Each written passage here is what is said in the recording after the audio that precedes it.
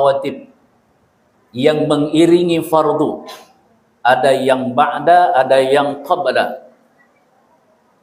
Bukan hanya sekedar kita melaksanakan yang terkait dengan solat sunnah rawatib, tapi kita melaksanakan juga ada solat sunat yang lain yang tidak mengiringi fardu.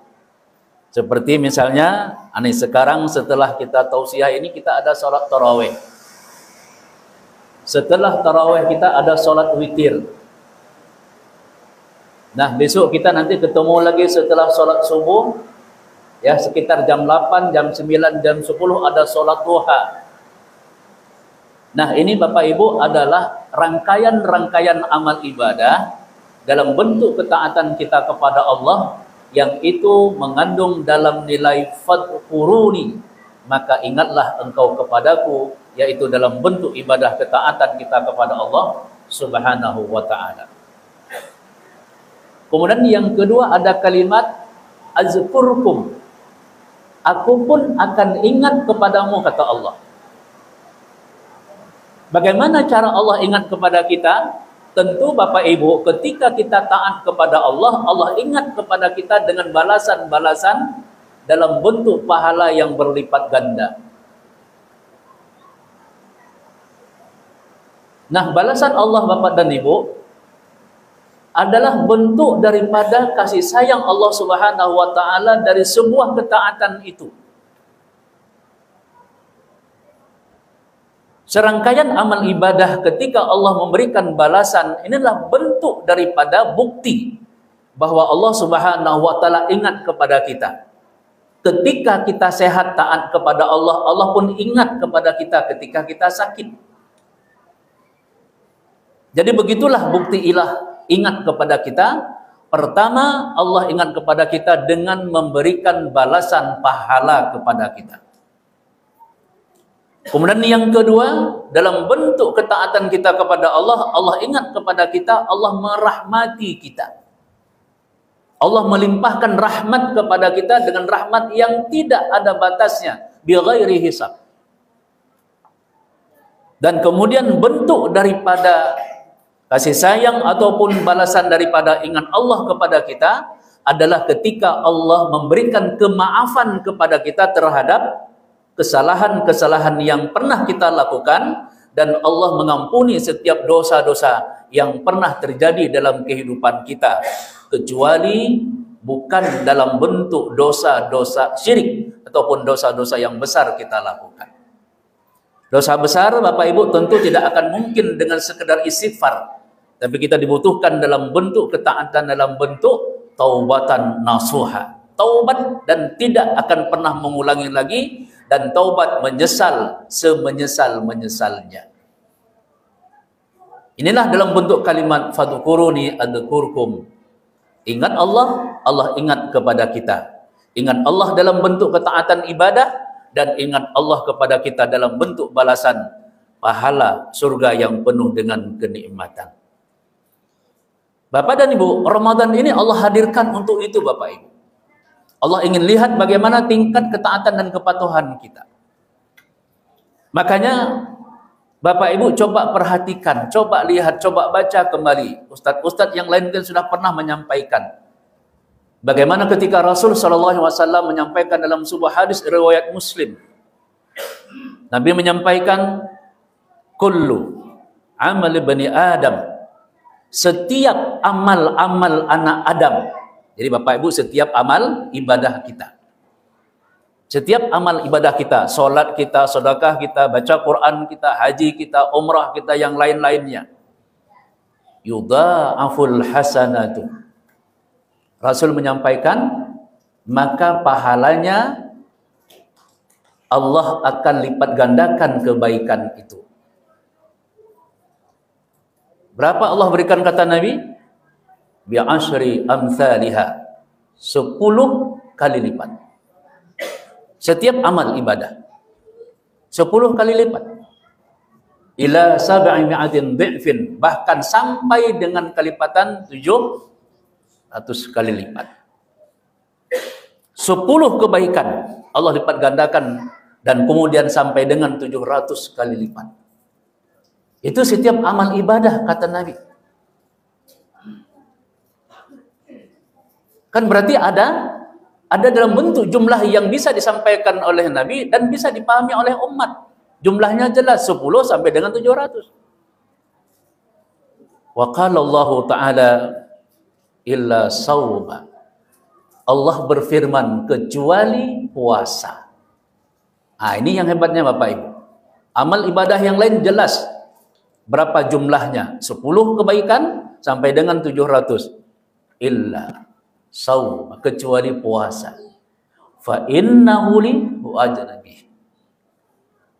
Puasa itu untukku dan aku yang balas. Itu artinya Bapak Ibu, untuk puasa hanya Allah yang tahu. Berapa Allah yang akan kasih, tidak ada satupun yang tahu jumlah nilai itu. Inilah kehebatan kemuliaan orang yang berpuasa Bapak Ibu. Kenapa? Karena puasa landasannya iman dan takwa, bingkainya didasari dengan nilai kesabaran. Orang takwa mesti sabar dalam beribadah. Walaupun itu Bapak Ibu memang sulit, berat untuk kita lakukan, tapi itu bingkai daripada orang beriman dalam beribadah. Itulah bingkai daripada orang-orang yang bertakwa. Karena orang yang beriman dalam ibadah, konsepnya, pondasinya harus di atas kesabaran. Orang yang sabar dalam berpuasa, orang yang sabar dalam bulan Ramadan ini, tentu Bapak dan Ibu, sabar dalam mentaati perintah Allah, dan sabar meninggalkan larangan Allah, dan sabar di dalam menerima setiap ketentuan-ketentuan yang ada di dalam bulan Ramadan. Apa ketentuan yang kita dapatkan Bapak Ibu? Di antaranya ketentuan takdir Allah ketika Allah larang tidak boleh makan, ya lapar. Sabar kita harus menerima itu. Kemudian yang kedua, takdir dan ketentuan orang yang berpuasa itu apa? Tidak minum haus. Dan kita harus terima itu ketentuan Allah. Maka bersabarlah ketika ketentuan itu datang, karena ketentuan itu berkaitan dengan ketaatan kita kepada Allah Subhanahu wa Ta'ala. Bapak Ibu yang dimuliakan oleh Allah Subhanahu wa Ta'ala, maka fa innahu li wa ana ajzi bih. Puasa itu untukku, hanya aku yang tahu, kata Allah. Maka kemuliaan puasa disematkan oleh Allah Subhanahu wa Ta'ala dengan balasan juga yang paling mulia, yang seorang pun tidak tahu target berapa jumlah dari pahala yang Allah berikan. Karena Allah berikan semuanya itu berdasarkan tingkat ketaatan, larangan kita tinggalkan, dan kepatuhan di dalam kesabaran itu. Bapak Ibu, coba nanti dilihat kembali dalam surah Az-Zumar pada ayat yang ke-10. Surah Az-Zumar ayat yang ke-10, di penghujung ayat itu Allah Subhanahu wa Ta'ala menyampaikan, innama yuwaffas sabiruna ajrahum bighairi hisab.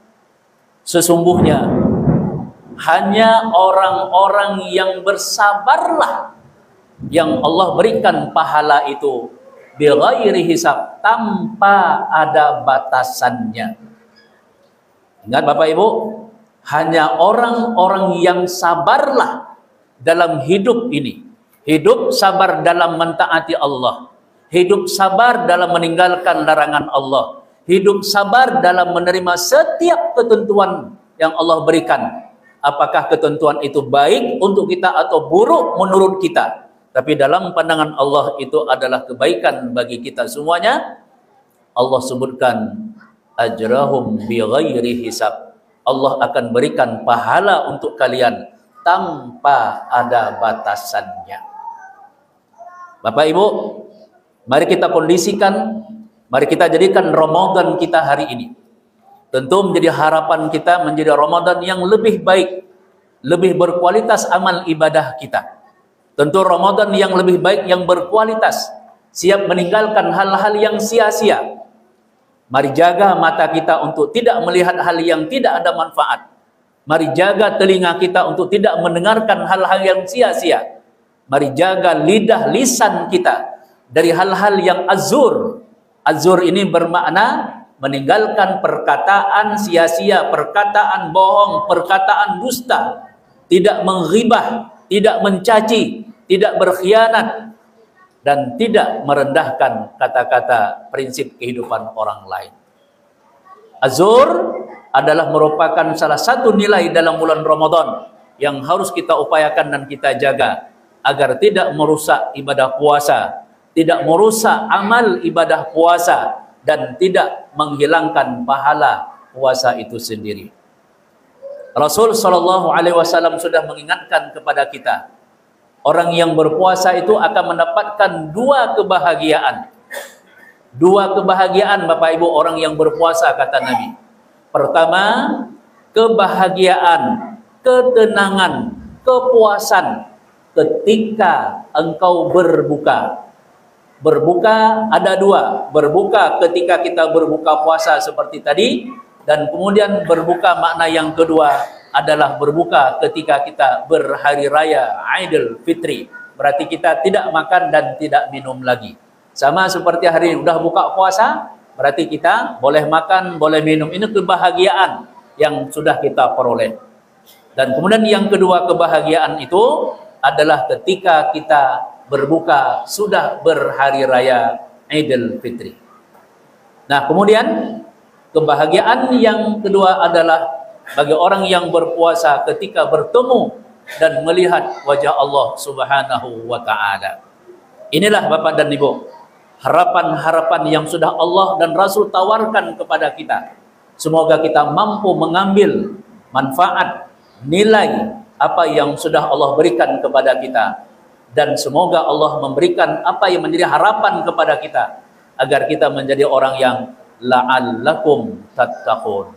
Semoga apa yang kita sampaikan yang singkat ini menjadi harapan kita semuanya, dan juga menjadi harapan Allah agar kita menjadi orang yang bahagia, selamat dunia, bahagia, dan selamat juga di akhirat nanti.